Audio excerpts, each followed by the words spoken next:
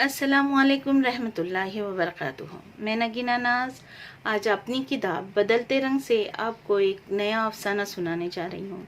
उम्मीद है पसंद आएगा। इससे पहले कि मैं आपको अपना अफसाना सुनाऊँ, आपने अगर अभी तक इस चैनल को सब्सक्राइब नहीं किया है तो प्लीज़ सब्सक्राइब कीजिए। मेरे अफसाने का नाम है कड़कती धूप और शजर सायादार। कड़कती धूप और शजर सायादार। इम्तिहानात शुरू होते ही हमें गर्मियों की छुट्टियों का ख्याल आने लगता है कि कब ये पहाड़ सर से उतरे तो फरागत के कुछ लम्हे किसी ठंडी जगह पर गुजाराएं, या बच्चों को इन छुट्टियों में क्या क्या कोर्स कराएं। तो शहर में रहने वाले गांव में जाकर कुछ वक्त गुजारने की तैयारी में लग जाते हैं और गांव से कुछ शहर आने की। हर कोई छुट्टियों को अपनी अपनी नजर से निहारता है। बस एक बार छुट्टियां आ जाए तो सुकून की सांस ले। ये स्कूल और ऑफिस के चक्कर थोड़ी देर के लिए ठहर जाएं और ताजा दम हो ले। इस बार फिर बच्चों की फरमाइश पर महाबलेश्वर जाने का प्लान बनाया और तैयारियां शुरू कर दी। अभी बस कल निकलने ही वाले थे कि बच्चों की दादी माँ की तबीयत ऐन वक्त पर नासाज हो गई। गांव से फोन आते ही हम सब महाबलेश्वर की तैयारी ताक पर रखकर रत्नागिरी की तरफ कूच कर गए। सबकी पुरजोश चेहरे एकदम से मान पड़ गए। दिल ही दिल में दादी की तबीयत से ज्यादा छुट्टियों की बर्बादी का गम। सबके मिजाज अचानक बिगड़ गए। सब खामखा एक दूसरे पर चिढ़ रहे थे, मगर जाना तो था ही। सब चुपचाप निकल पड़े। घर पहुंच के देखा तो दादी माँ की तबीयत सख्त नासाज थी। हम सब भूल भाल कर उनकी तीमारदारी में लग गए। ननंद अपने बच्चों के साथ तो देवर अपनी फैमिली के साथ पहले ही मौजूद थे। धीरे धीरे वो सेहतयाब होने लगी। नवासों पोतों को देखकर इनमें जैसे नई जान आ गई थी। अब तो ये हाल था कि सारे बच्चे आए गए दादी के पलंग पर चौकड़ी जमाए बैठे रहते।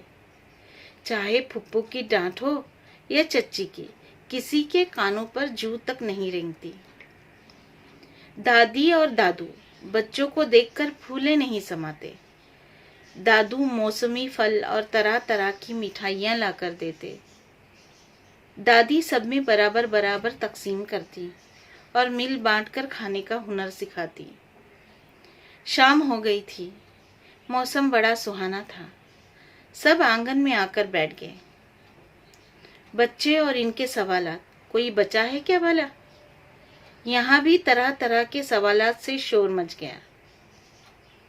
दादू और दादी माँ अपनी अपनी तजुर्बा शनाफ नजरों से बच्चों की तरफ देखते और इनकी खामियों को बड़े ही खुशउस्लूबी से समझाते, बड़े ही प्यार से इनकी गलतियों को सुलझाते और पुरसुकून अंदाज में इनके सवालों के जवाब देते। बच्चे भी कभी नानू ये तो दादू वो, तो दादी ये तो नानी वो, ना खत्म होने वाले सवालों की बौछार किए रहते। दोनों जैसे बच्चों में अपना बचपन तलाश करते।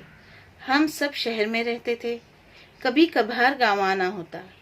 दोनों वीरान पड़े घर में तन्हा रहते रहते थक से गए थे। इनके थरथराते कदम फिर मानो जोर पकड़ने लगे थे।